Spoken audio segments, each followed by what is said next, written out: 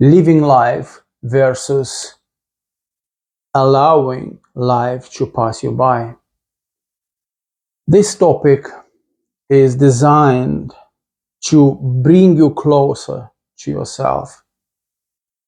And to do so, I would like to create a distinction between projecting and reflecting. When sun reflects the warmth, we feel that warmth. When outside is cloudy, we know the sun exists, even if we don't feel the warmth. With life and loving life is a little bit different, because life itself is a projection rather than being reflecting back to us. What I mean by that, let's take love as an example. For instance, if I'm waiting for love to be reflected back to me, I may wait forever. Why? Because people are not trained to love each other. They rather complain about certain things, talk about other people, what they have done wrong. It's not that those people are bad people. It's simply we operate based on what we see around us. We operate based on what people tell us, media, what we see on the news. All of that stuff has an implication on our psyche, and this is how we operate. And if you hear someone acknowledging you, maybe you saw other people being acknowledged and they are hiding because they cannot receive an acknowledgement, you see, because of the structures, because of the ideas, because of the barriers they have created for themselves. No, it's not me who's done that. No, don't say that to me, because I cannot hold that tension. It's too much pressure on me. If you compliment me, for instance. This is why I invite everyone to project love externally rather than waiting for love.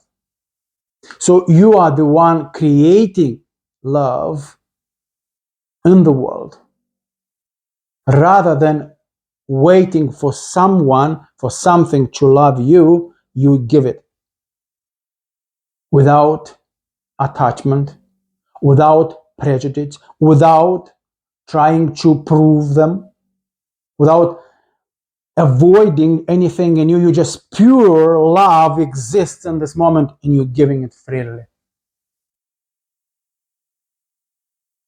If you do that, what this means about you, what kind of work requires for you to do that?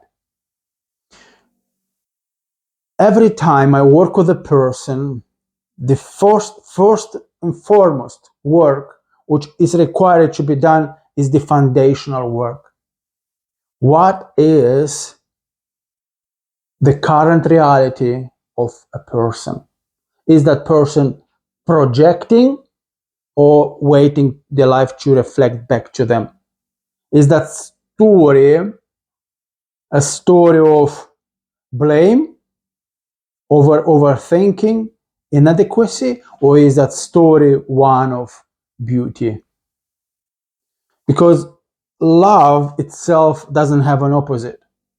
If I see a person creating a world of sorrow, I know where they're spending their time in. They're spending their time on the thinking patterns, ideas, not because they want to, but because they don't know any better. So there is no judgment here.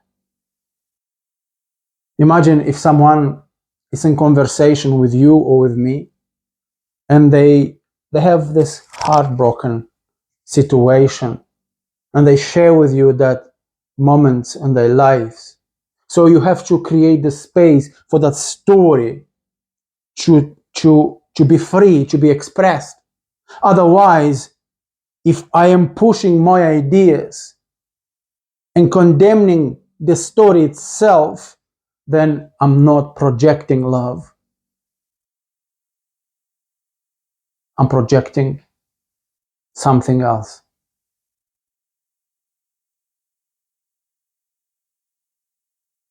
So the invitation is start projecting what you want in your life.